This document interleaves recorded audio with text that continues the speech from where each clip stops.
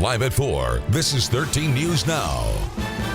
Former Portsmouth police officer Stephen Rankin is fighting for a new trial. This after his conviction for killing 18-year-old William Chapman while on the job back in 2015. Good evening, everyone. I'm Regina Mobley. And I'm Arrianee, LeBeau in for Janet Roach. A 13 News Now reporter Allie Weatherton is live outside the Norfolk Appeals Court. Now, Allie, why this push for a new trial? Well, Rankin's attorney James Broccoletti says there's two reasons that happened during the trial. Number one, an expert wasn't able to talk to jurors about the use of force. Number two, a juror was seen talking to somebody inside the courthouse. Now, I want to show you some of that video. You can see them talking to them right there. And what happened was, the woman was speaking with the juror. Both Broccoletti and Senior Assistant Attorney General Virginia Thielsen agreed it happened. But Thielsen says it didn't talk about the case. Broccoletti says that doesn't matter. He says her presence with the family made a statement. Now, the three-panel judge will have to decide if it's enough to overturn Rankin's conviction. They have some concerns about the first issue, about the expert. I think that they expressed a lot of reservations with respect to that. But I think with respect to the second issue, I thought that they were very tuned into it. I was very pleased with the argument the Commonwealth made. Her command of what happened at the trial court was stellar, and she really advocated for the Commonwealth's position.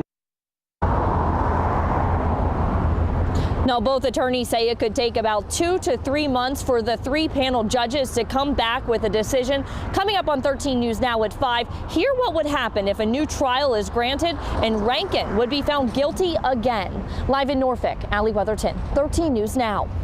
All right, thank you, Allie. Well, a confusing and scary message shook up phones up and down the East Coast this morning, and AccuWeather is actually responding. Now, if you saw a tsunami warning for Hampton Roads area on your phone, it was a mistake. Now, that's right. Here we go. The message went out around 8:30, and shortly after, AccuWeather tweeted this, saying that the message was just a test. Now, Evan, thankfully, no tsunami warnings in our area, but what can we expect for tonight? Well, we are looking at those clouds continuing to thicken up, and late tonight we could see an isolated sprinkle or two. The better chances of rain will come later into the day tomorrow. But if you've got evening plans, cloudy skies all across Hampton Roads. It is warm out there. Temperatures into the 50s.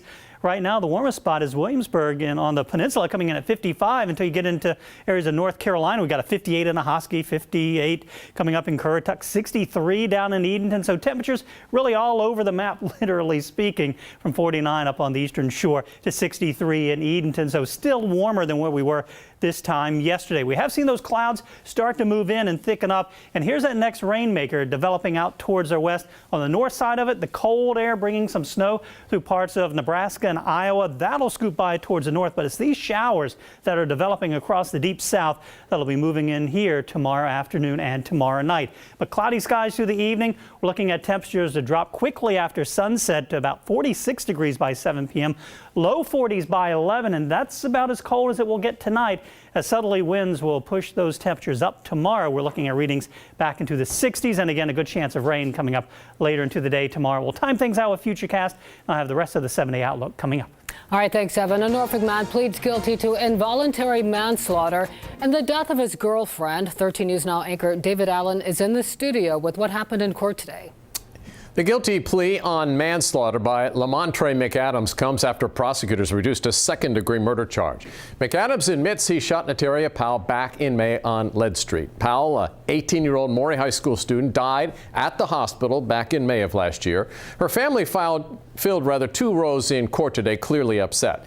McAdams' mother told 13 News Now, quote, "I'm sorry for everyone involved." We also spoke with McAdams' lawyer, who says this case is tragic for both families. It's difficult for everyone.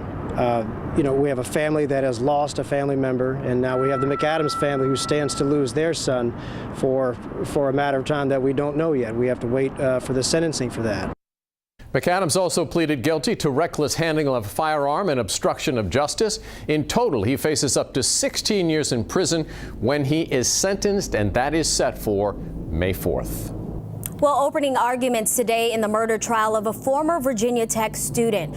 A 20-year-old David Eisenhower pleaded not guilty to killing 13-year-old Nicole Lovell in January of 2016. Police say the two met online. The defense says it plans to call Natalie Keepers as a witness. She's been charged as an accomplice and will stand trial in September. Keepers told police Eisenhower feared Lovell would expose their relationship. A bill that would expand the Virginia DNA data bank is moving forward. A House committee unanimously passed a version of the bill that requires people convicted of certain misdemeanors to provide a DNA sample. This proposal follows the 2014 murder of UVA student Hannah Graham. Her killer, Jesse Matthew, had been convicted of criminal trespass back in 2010. Hannah's family says if the DNA database included misdemeanors, police would have discovered he was a suspect in a rape years earlier. The bill goes to the Appropriations Committee next. Well, teens who sexted won't be called sex offenders if the Virginia Senate has anything to say about it. This week, bipartisan lawmakers passed a bill to keep teenagers who willingly share sexually explicit images with one another from being branded as felony sex offenders. Now, the bill would give prosecutors the option to charge sexting among minors as a misdemeanor. Medical marijuana is on track to come to Virginia. The state Senate unanimously passed a bill that will allow doctors to recommend the use of cannabis oil to treat diagnosed conditions. Just last week, the House of Delegates passed the companion bill. Virginians suffering from conditions such as cancer, Crohn's disease, and PTSD have lobbied for the reform. Now both bills will cross to the opposite house for a vote before heading to the governor's desk.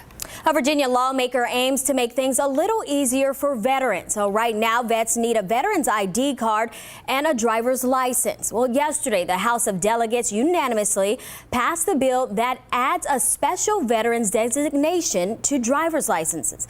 Now, this way, vets would only need their license to show proof of service. The bill now moves to the Senate. The Navy wants to test the water near Fentress Field in Chesapeake once again. It's part of an ongoing groundwater investigation that started 2 years ago.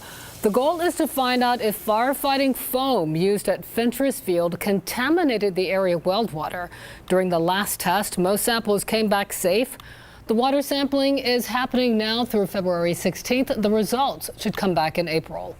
Tonight, Virginia Beach City Council is reviewing the top proposals to build a sports center at the oceanfront.